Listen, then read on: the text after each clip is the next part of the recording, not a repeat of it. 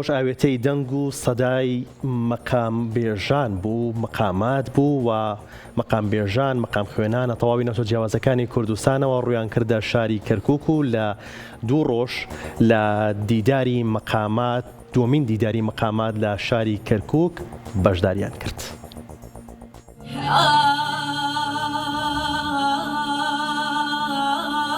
کەرکووک بۆ ماوەی دوو ڕۆژ ئاوێتەی دەنگ و سەدای مەقامات بوو.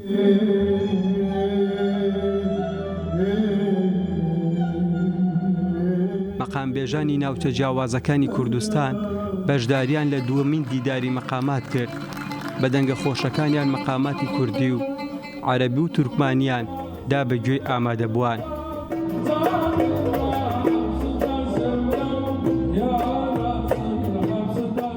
هونەرمەندانی بەشداربووی دووەمین دیداری مەقاماتی کوردی دڵخۆشن بە ئەنجامدانی ئەم جۆرە دیدارانە بۆ زیندووهێشتنەوەی مەقامات وەک فەرهەنگی هونەری کوردی و ناوچەی گەرمیان و کەرکووک. ئەمە دووەمین فستیڤاڵی مەقامە کە پێشکەشەکرێ لە شاری کەرکووک.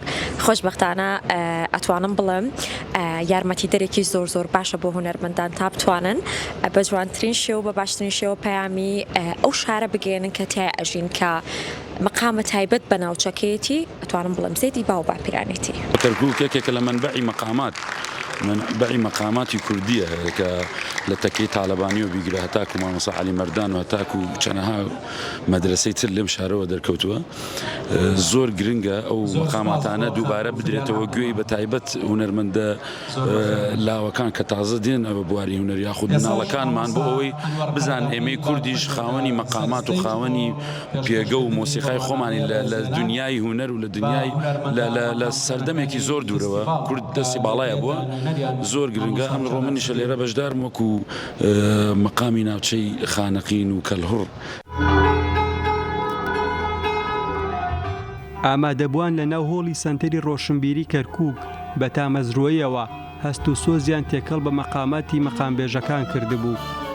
مەقامبێژێکی شاری بۆکانی ڕۆژهەڵاتی کوردستان دەڵێت زۆر دڵخۆشە بەوەی مەقامی کوردی پێگە و جەماوەری بەهێزی ماوەتەوە.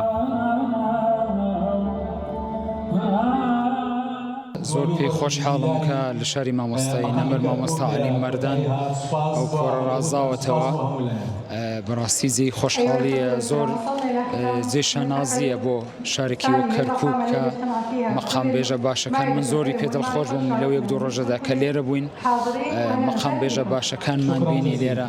من هەمیشە بیرم لەوە دەکردەوە کە بڵێ مەقام بێژ ما بێت مەقام بێژی باشمان بێشکر بۆ خوددا کە یەکسەری لە مەقام بێژە باشەکانماندی ناوچە جۆرەکانی باشوور لە ڕۆژهەڵات من کە بۆ خۆم لە ڕۆژهەڵاتەوە هاتووم لە شاری مامۆستا حەسەن زیرەکەوە. لە کۆتا کاتەکانی دووەمین دیداری مەقامات لە کەرکووک قەڵغانی ڕێز بەخشرا بە مەقام بێژەکان.